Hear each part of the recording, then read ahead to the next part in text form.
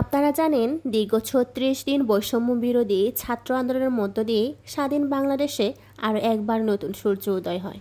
এই অভ্যুত্থানের ফলে ফ্যাসিস্ট সরকার উৎখাতের ফলে জেড জেনারেশন চায় একটি বৈষম্যহীন রাষ্ট্র, যেখানে ধর্ম, বর্ণ এবং জাতির ভেদাভেদ বলে সুন্দর করে সবার বাঁচার অধিকার।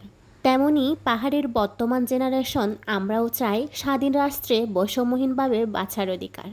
সমতলের মতো পাহাড়ও মুক্ত হোক বন্দি শিকল থেকে। আমরা নই বাঙালি, নই উপজাতি, নই ক্ষুদ্র নৃগোষ্ঠী।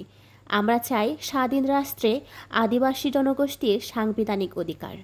সারা দেশে দেয়ালে গ্রাফিতির মধ্য দিয়ে তারই ধারাবাহিকতায় পাহাড়ের শত শত শিক্ষার্থী দল বেঁধে বেঁধে রং তুলি নিয়ে পাহাড়ে নিপীড়ন নির্যাতনের চিত্রসহ সারা দেশ নিয়ে নিজেদের স্বপ্ন ও ভাবনার কথা জানাচ্ছে। এমন ব্যতিক্রমী আয়োজন পাহাড়ে প্রথম। সারা দেশ জুড়ে প্রতিবাদী তারুণ্যের যে জয় জয়কার, তা আজ পাহাড়েও সুর মেলেছে। রাজপথে নেমে আসা এই জেড জেনারেশনকে কেউ দাবায় রাখতে পারবে না। দেয়ালে গ্রাফিতি এঁকে পাহাড়ের আদিবাসী ছাত্রছাত্রীরাও আজ পার্বত্য চট্টগ্রামে, খাগড়াছড়ি, রাঙ্গামাটি এবং বান্দরবানে দেওয়ালে গ্রাফিতি আঁকার কর্মসূচিতে শত শত ছাত্রছাত্রী অংশগ্রহণ করে। এই তরুণরাই আগামী দিনের আবু শাহিদ, মুগ্ধ এবং পাহাড়ের অগ্নিকন্যা কল্পনা চাকমার উত্তরসূরি। আজকের এই ভিডিওটি হচ্ছে আয়তনে বাংলাদেশের বৃহত্তর জেলা রাঙ্গামাটিতে গ্রাফিতি আঁকার একটি খণ্ডচিত্র।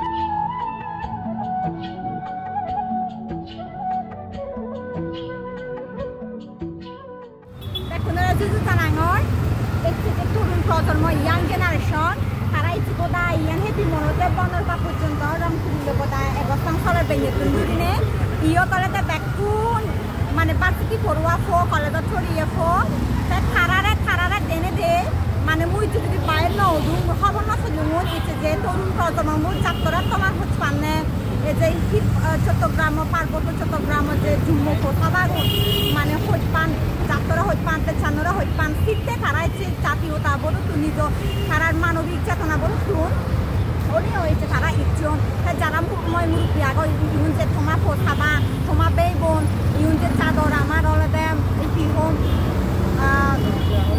উত্তরসই তারা তুমি যদি ধন্যবাদ জানো দেয় তারা হুজুর বা উৎসাহিত বা তারা শিখেন নিচে আগেও তুমি